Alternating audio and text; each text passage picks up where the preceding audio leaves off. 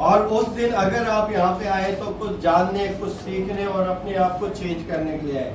तो पहली तालियां आपके लिए। दूसरी तालियां यहाँ पे अभी तक जिन लोगों ने भी कुछ ना कुछ आपको समझाया है, जैसे नेहा जी आपको एंकरिंग कर रही हैं, किरण मैम ने इतना अच्छा प्लान दिखाया आपको, उसके अलावा पापड़ी चक्रवर्ती जी ने आपको डेमो दिखाए, अभी अनिल गहलोत जी, इंद्रजीत सर, सब आपको कुछ ना कुछ बता के गए। मैं चाहूंगा इनके लिए भी एक बार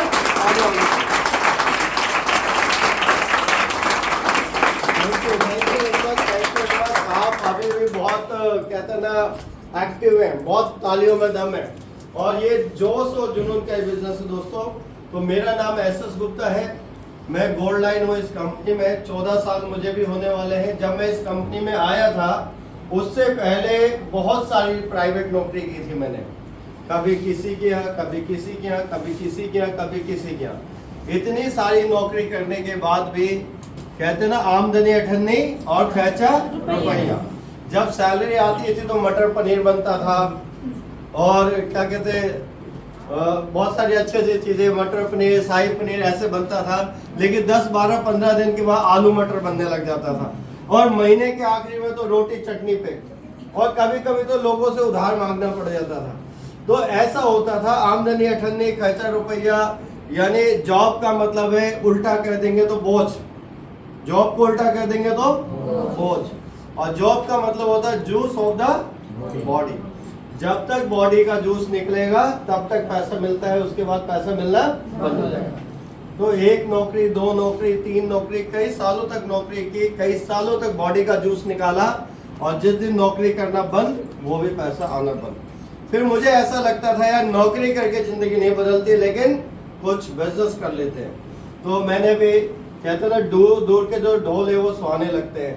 मैंने एक स्टेशनरी और गिफ्ट आइटम की दुकान खोली और उसमें सुबह 7 बजे जाता था, रात को 10 बजे आता था। लाखों रुपए लगाने के बाद, वहां पे झाड़ू पोछा लगाने के बाद, दिन भर बैठने के बाद भी मैं बताऊं आपको वो दुकान इतनी चलती थी कि महीने के आखिरी में कुछ पैसा जेब से लगाना पड़ता है, क्योंकि किराया देना, बिजली का बिल देना, 1-2 स्टाफ है उसकी सैलरी देना, और आपके जो घर के एक्सपेंसेस है उनको भी अगर आप करेंगे तो आपको कुछ बचता नहीं है।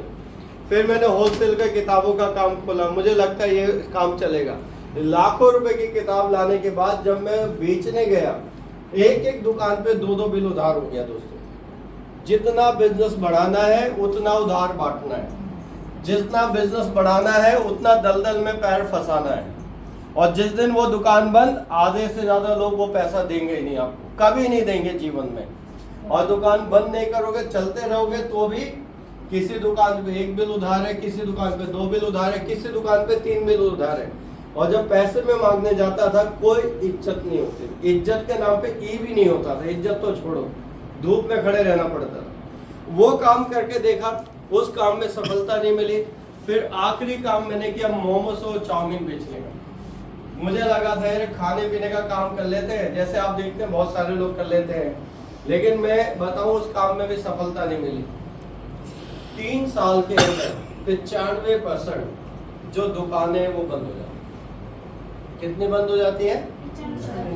ये सर्वे है, जितनी भी दुकान खुलती है 3 साल में 100 में से 95 बंद रहती हैं। 5 आगे तक चलती रहती हैं, जिनका पैसे से वो बहुत मजबूत होते हैं। अगर पैसे नहीं है, जुगाड़ ले करके आपने कोई काम खोला तो 3 साल के अंदर अंदर बोरिया बिस्तर बंद हो जाता है, फिर वो कुछ और कर लेते हैं। खोलने में, होलसेल में भी है या नहीं है? सबके दुकानें चल जाती है। 60 साल की उम्र में भी लोग फटी बनियान पहन के वहीं बैठे रहते हैं, कोई BMW कभी घर के बाहर नहीं खड़ी होती है। फिर मैंने देखा कि नौकरी भी करते हैं लोग, हजारों लाखों करोड़ों लोग नौकरी भी करते हैं। क्या सब लोग नौकरी में कामयाब हो जाते हैं?